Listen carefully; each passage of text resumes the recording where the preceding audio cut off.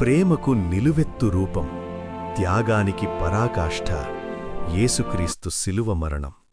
2000 ఏళ్ల క్రితం కలువరికొండపై జరిగిన ఆ సంఘటన కేవలం ఒక మరణం కాదు, అది మానవాళి పాప విముక్తి కోసం దేవుడు చూపిన అపారమైన ప్రేమ. అసలా రోజు ఏం జరిగింది? గెత్సెమనే తోట నుండి గొల్గొత్తా కొండ వరకు యేసు ఎదుర్కొన్న ఆ వేదన ఏమిటి? ఈరోజు వీడియోలో మనం యేసుక్రీస్తు శిలువ మరణం గురించి పూర్తిగా తెలుసుకుందాం. అది గురువారం రాత్రి. యేసు తన శిష్యులతో కలిసి గెత్సెమనే తోటలోకి వెళ్లారు.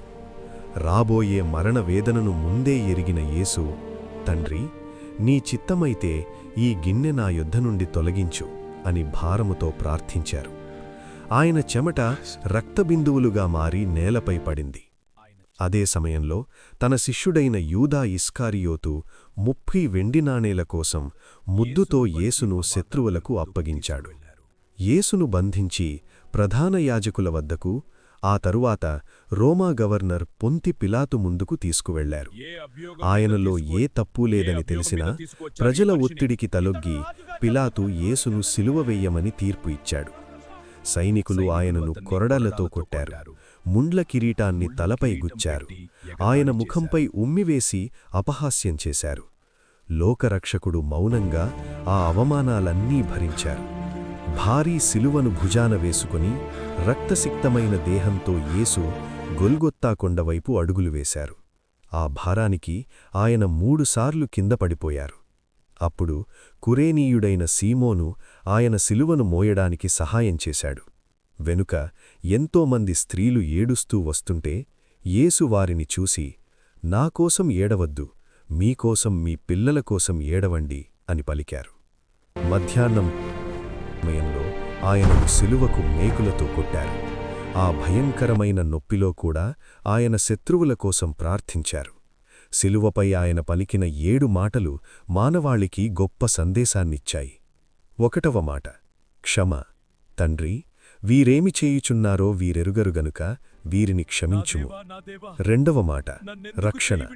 తోటి దొంగతో, నేడు నీవు నాతో కూడా పరదైసులో ఉండు. 3వ మాట, బాధ్యత. తన తల్లిని చూసి, అమ్మా, ఇదిగో నీ కుమారుడు.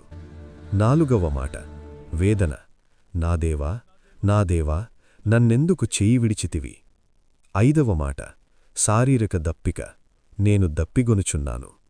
6వ మాట, విజయం, సమాప్తమైనది.